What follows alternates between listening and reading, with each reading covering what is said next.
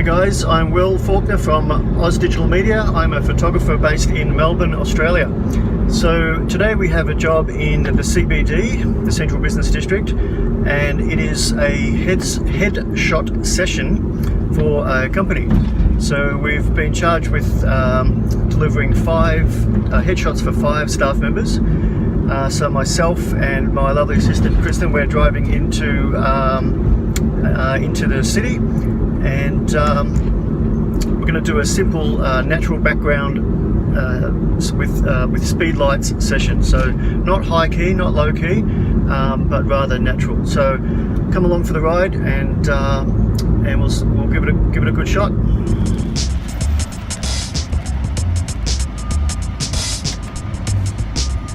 Thank you. It's a very early day she's got.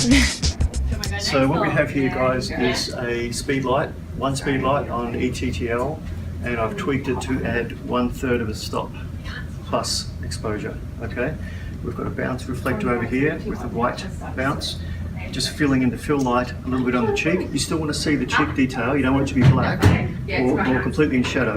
You want a little bit of detail, as you can see by the photos right here. And we're just going through the staff one by one. It's important to show the client their image on the laptop, which we do via a Wi-Fi dongle. Okay, we've got the Cam Ranger Wi-Fi. And so when the client says they're happy with it, we mark it with a 5-star and we go to the next guy. Easy peasy.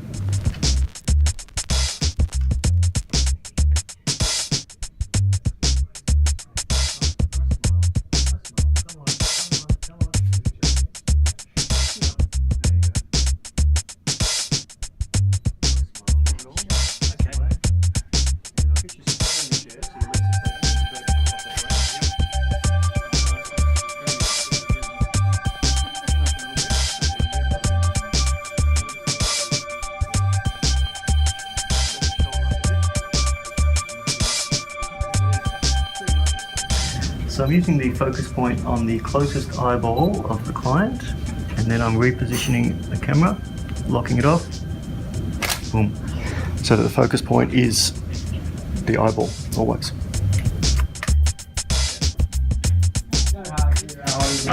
So that went pretty well, guys. We knocked everyone over in pretty much 4 or 5 shots. So it's a matter of getting everything framed, get the composition right. We were fortunate that the sun was consistent outside. It's a nice overcast day. We didn't have the sun blasting on and off the whole time, which is a nightmare. So I think it went pretty well. You always must get the clients to check their photos at the end and say, yes, I'm happy with it, before you pack everything up. Now you can see I'm on crutches here today with a broken leg. Regardless, I advise using a tripod, because your composition remains the same. When you start bouncing around freehand, your composition changes. And if you have a series of photos with different composition, they're not going to look the same, especially on office stationery. Okay, so get everything locked in, get the lighting right with your test model, and just pump them out, bang, bang, bang. Client signs them off, you're good, away you go. Okay, let's go back to the studio for the post-production. How do you feel it went? Yeah, I mean, considering I've got a broken leg only 2.5 weeks out of major surgery, I think it went pretty well. Very. So it's a matter of planning, guys. Get everything planned out. What I do is I take all my equipment that I need on the day, put it in a pile on the floor, and leave it there for a couple of days. Every time you walk past it, visualize the shoot in your mind, and by the end of a couple of days, if you haven't thought of that tiny little thing that's missing, you're not going to think of it. So that's my system. It works very well. Preparation important? Preparation. Come in, be confident, especially in the corporate scene. You need to be confident. You can't walk in and go, oh, I'm not sure how to work my camera. I'm not sure what ISO to use or what aperture to use. You should have that stuff in the bag, you know, years ahead of time. Come in, nail it, be confident. Get out, don't leave any trash, and shake the client's hand. See you next time. And that way they're going to refer you to someone else. Okay? Attention to detail?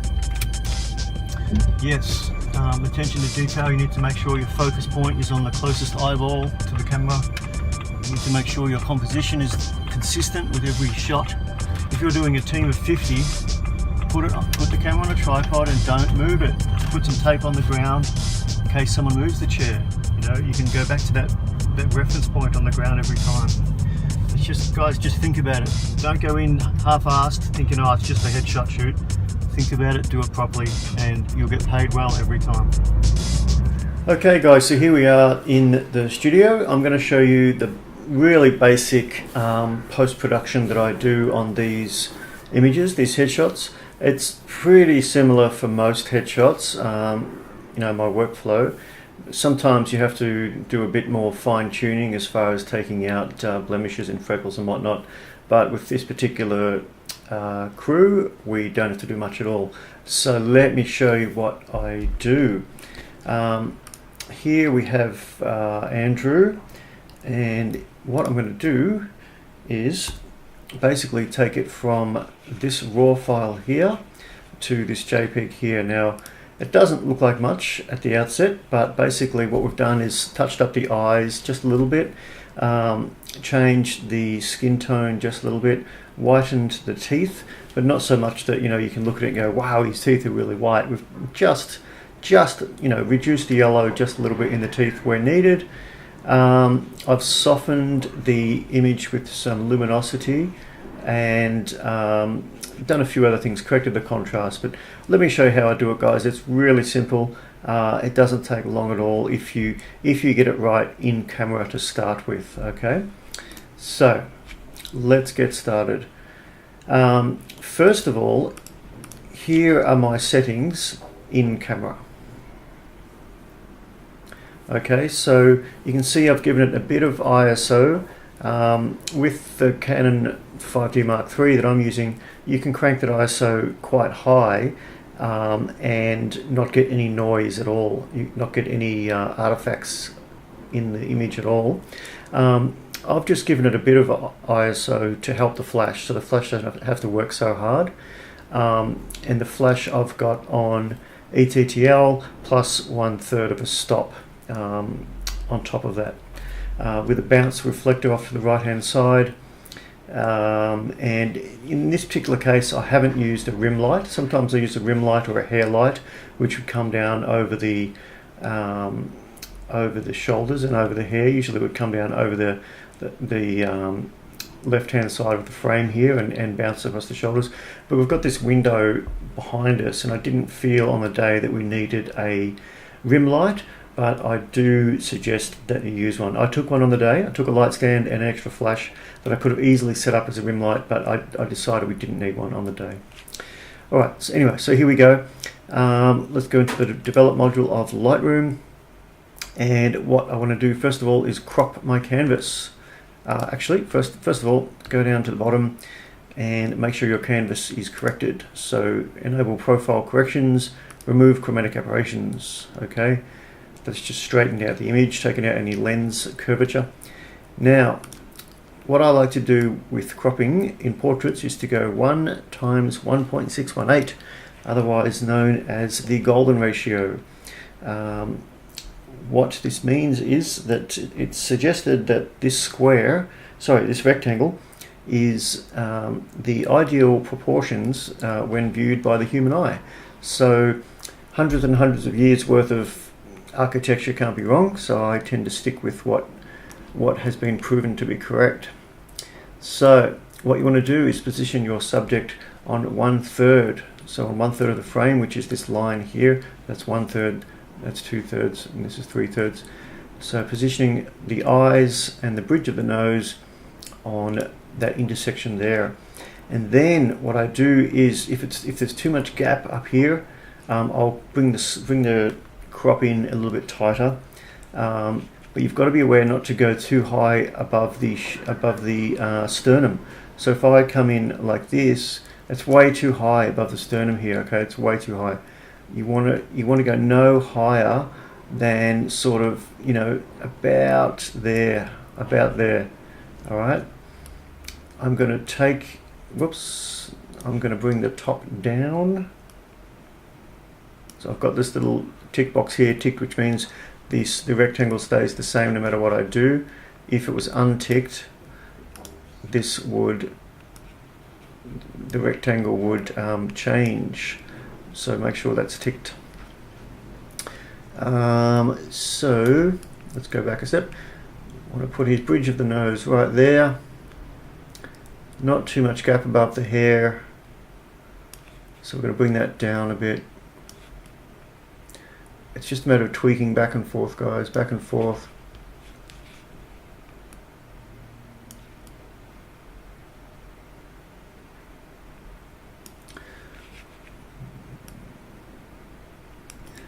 Tweaking it back and forth.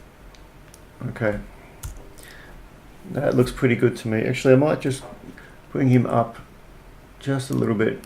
I think, yeah, just there looks good. All right, so that's our canvas done. You see this little bit of windowsill up here? Look, we could take that out in Photoshop, but it's always better not to do that if you can avoid it. So I'm going to go back to the cropping tool and just bring that in just to get rid of that. Boom, it's gone. Now, let's start from top to bottom. Temperature, we don't have to do much with the temperature because it was done correct in camera. My settings in camera are pretty flat, just a bit of sharpening, a tiny bit of contrast in camera.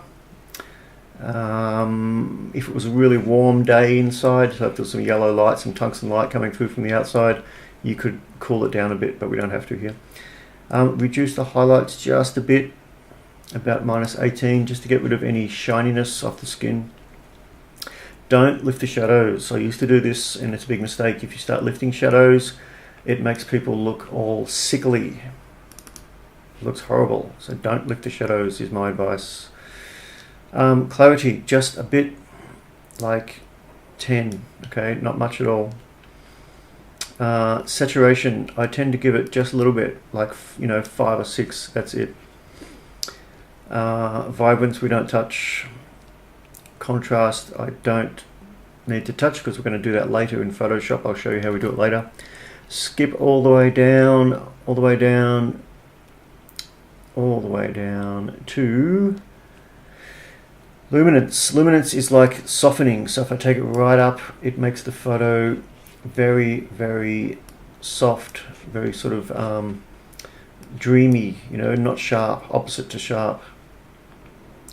Makes the skin very smooth. So what I like to do with portraits is put a little bit of luminance, like 20 for example, and then sharpen the eyes. So the face will be slightly smooth, the suit will be slightly smooth. I mean, not enough that it looks 1980s glamour, but just a tiny bit. And then we'll sharpen the eyes with a brush in a moment. Vignette, I'll add about -20, maybe a bit less, maybe -17. So you can see here on the vignette, if we go before and after, it's just a little bit, okay? After, before, after, before. It just brings the eye to the center. Now let's brush up the eyes. So if we go 2:1, come down. Your focus point in your camera should be on this eye here, which is the closest eye to you. And go to the brush. My brush is already set because I've already been editing these photos previously. Exposure is up 1.27. Clarity is up. And all you have to do is brush the eyeball. So the white of the eye plus the colored part of the eye. Not sure what you call it, the retina, cornea, whatever it's called. Iris, perhaps, I'm not sure. So let's have a look. Before, after, okay? All you've done is increased the brightness, the exposure. I actually want to add some contrast as well, just a little bit. Okay, let's go out of the brush tool, zoom out, and it's probably hard to tell from this far away, but what you have done is you have added a bit of pop, okay, whoops, added a bit of pop to the eyes. Simple.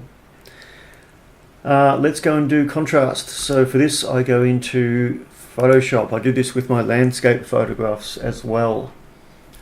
Okay, here we are in Photoshop. First thing we'll do is press Command J to duplicate the layer. Then I go to image, adjustments, brightness and contrast, and auto. I know it sounds amateur hour, but believe me, it works. Auto, press OK. So you've got a separate layer here with what Photoshop thinks is the correct brightness and contrast. And what I do now is I might adjust that and go, you know what, I don't want all of that. I want sort of, 70% of that. And then I merge that down. Okay, then I duplicate the layer again. And I've got a luminosity contrast correction. Basically, this is a little action that I found on another photographer's tutorial who was nice enough to give it across. And all it is taking the luminosity in the image, so the brightness, and adding some soft light to that. It's hard to explain, but basically it's just another extra bit of contrast. So I always do that, and you can see it pop there. So if we go on and off with this layer, it's very subtle, but it just gives a bit more pop. Okay, and again, that's too much, so I'm going to just take about 50% of that, and I'm going to merge that down. Boom. If you want to email me through YouTube, I can give you the action. It's not a problem. I can put it up on the net for you. Press Command S, and that's the contrast done. I always do contrast in Photoshop.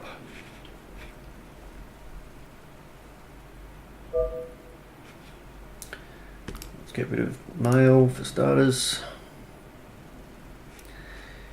Alright, so that's basically it, guys. I mean, we have cropped the image, softened the skin and the suit. Oh, actually, sorry, I forgot to do the teeth. Let's do the teeth. We need to go back into Photoshop.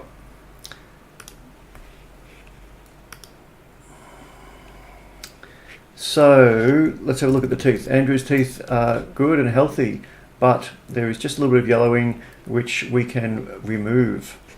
So let's create a duplicate layer. Command J. Take your lasso tool, lasso the teeth. Be careful not to get too much of the lips and the gums. Boom. Right click, layer via copy. Now all we're going to do is add a saturation layer to that. So if we go to hue and saturation, make sure to go back to layers and just hold your mouse between these two icons here. Press Option and toggle your mouse around until you get this little arrow, which means you're only adding it to this layer. You're not adding it to the bottom layers. So what that means is we're only adding it to this teeth layer here. Okay. If we go into saturation, click on the yellows and desaturate the yellows. We're taking the yellows out. Okay, so if we play with the yellows here, you can see what happens. Zombie teeth, dead man teeth, we don't want either. We want just to take the yellows out. It's not much at all. It's like minus 11. That's it, done. Alright, then what I do is I grab a exposure layer. Where are we? Exposure. Okay, same thing. Go back to layers, toggle with your mouse, make sure it applies to this one, and just ever so slightly lift the exposure. If we go too much, it's going to make him look like Tom Cruise. We don't want that. Okay, just a little bit. Plus 2. Let's go back to layers and toggle this layer. I always like to zoom out when you toggle these layers. You know what, it's actually too bright for me, so we're going to reduce that exposure. Okay, plus 12. If we toggle the teeth layer,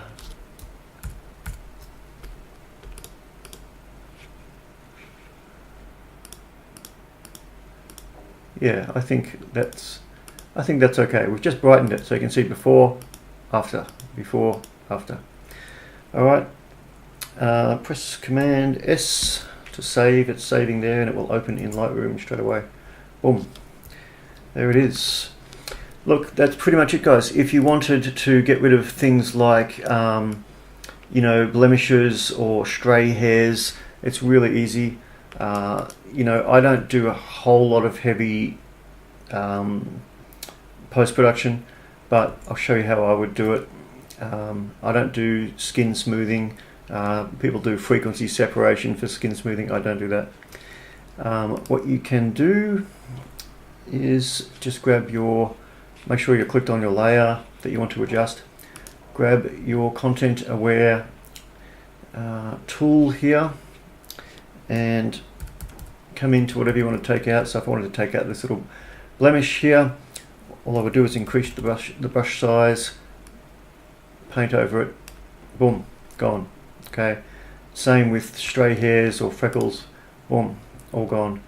But you know, be careful how much you do, because it will start to look unrealistic pretty quickly. The thing is, try to get it right in camera. You can see I've got a depth of field of 4.5, which makes the client sharp and the background blurred. I've set up the scene with these files in the background. When we got there, my assistant and I set that up. We didn't have a great space to work with on the day, but we did our best with what we had on the day, and the client was happy. So we were in and out of there in about an hour, and the client was happy. That's the main thing. So get out there, make some money for yourselves. I hope you've learned something from this tutorial. Please like and subscribe. If you have learned something from this, please consider being a Patreon. I do these videos to help you guys and to give back to the internet community. I learned everything that I know from the internet and from YouTube, and please consider supporting this channel if you have learned something yourself. Thanks guys, see you in the next tutorial. Bye.